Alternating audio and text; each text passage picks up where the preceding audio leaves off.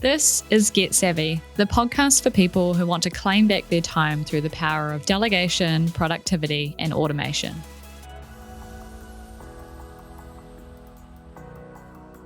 Welcome back to Get Savvy. I'm Teesha, and today we're doing a solo episode on something I've been wanting to talk about for a while because I think it explains a lot about why businesses end up in the same hiring cycle over and over again. I'm talking about why most business support roles are actually 5 different jobs and what that means for how you think about filling them. So here's where it usually starts.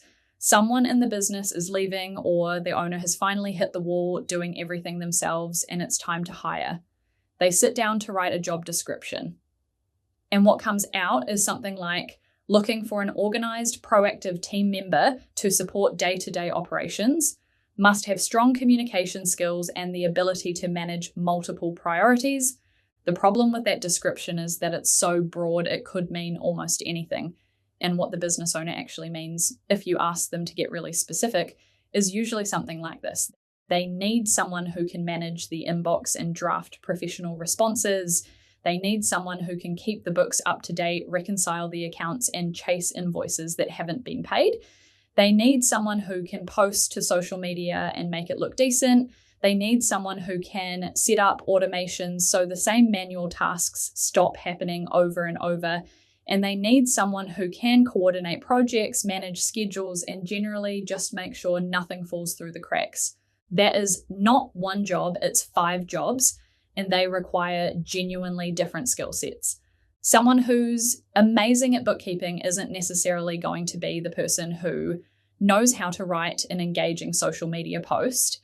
Someone who's great at keeping inboxes under control is not necessarily going to be the person who spots an automation opportunity and knows how to build it. These are different ways of thinking and different areas of expertise, but because they all get bundled into admin or operations support or office manager, businesses end up writing a job description and hoping that whoever walks through the door is going to somehow cover all of it. And most of the time they cover most of it, but there's always a gap. And that gap quietly becomes the owner's problem again. Usually it goes one of 3 places. Either the owner absorbs it, which is the most common outcome, and they find themselves doing the bookkeeping on a Sunday night or jumping in to handle something that should have been sorted weeks ago, or it just doesn't get done and the business runs with something missing, invoices that are slightly late going out, a follow-up that never happened, a process that was meant to get documented but never did, or they hire again to fill the specific gap and now they're managing 2 people doing the job that was supposed to be 1. None of those outcomes are great, and the one that's most frustrating is the first one, where the owner just quietly absorbs the gap because it doesn't feel like a problem in any given week. It's just one task. It only takes an hour. But over months and years, those tasks add up into a huge amount of time that the person running the business is spending on things that should never have reached them. We talk to a lot of business owners who genuinely don't know how much time they're spending on this stuff. They'll say something like, oh, it's not that much. I just check the accounts on Friday afternoon. But when we actually walk through a typical week with them, it's usually 2, 3, sometimes 4 hours a day of work that falls into this category.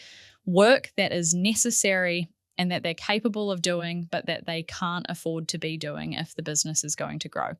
And the harder conversation, which we do have sometimes, is that some of those gaps have been sitting there so long that they've become invisible.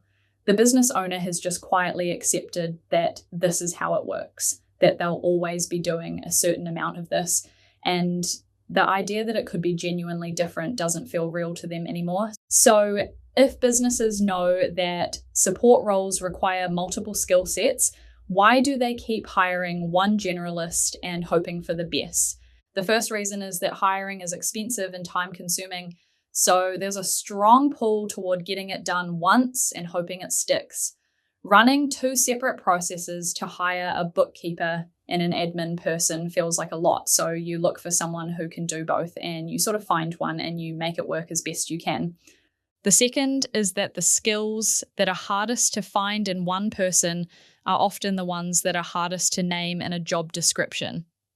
Technical skills are easier to find, must have 0 experience, must have experience with project management software, But the softer skills, like the ability to spot where a process is breaking down, the instinct to know when something needs automating versus when it needs a human, those are really hard to screen for.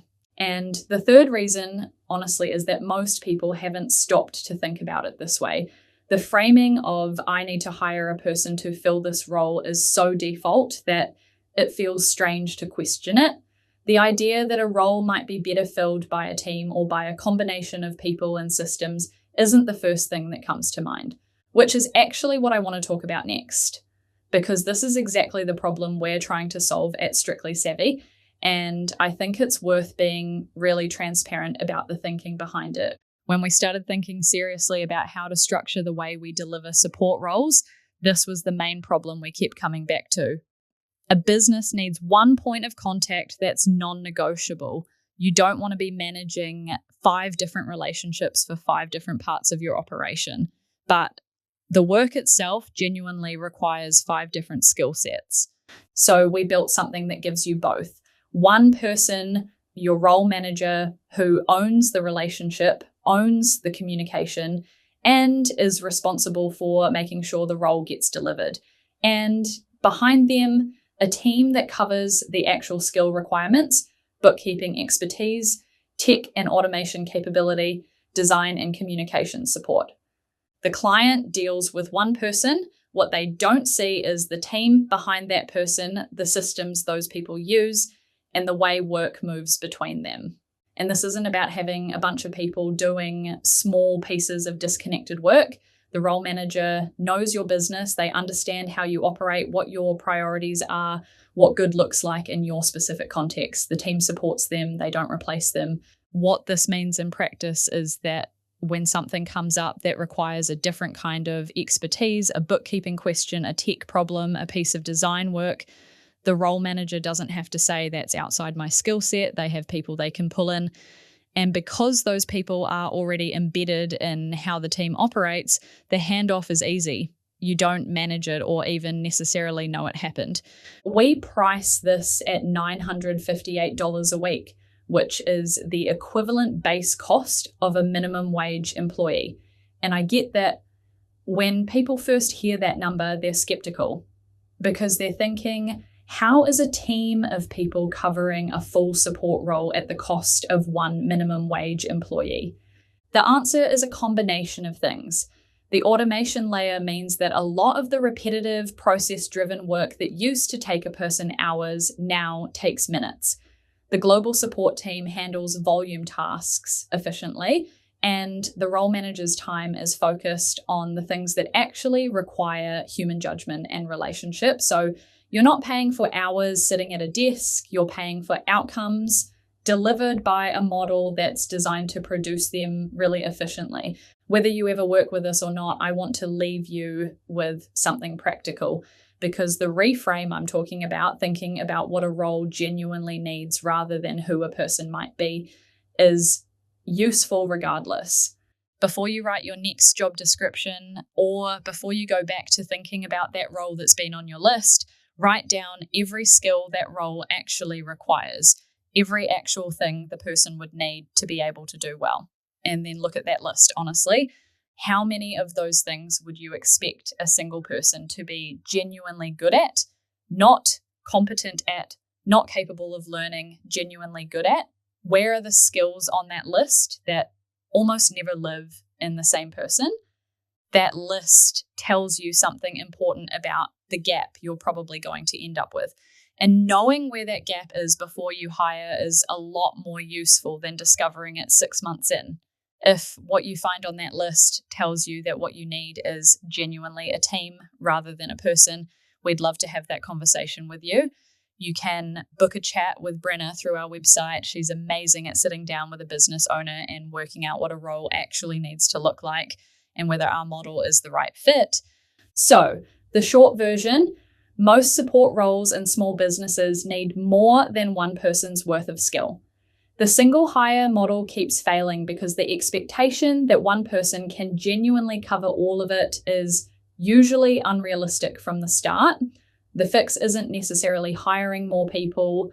It's being honest about what the role actually requires and finding the right structure to cover it. If you found this useful, share it with someone who's in the middle of a hiring decision right now. It might save them a few months of frustration, and we'll see you in the next episode.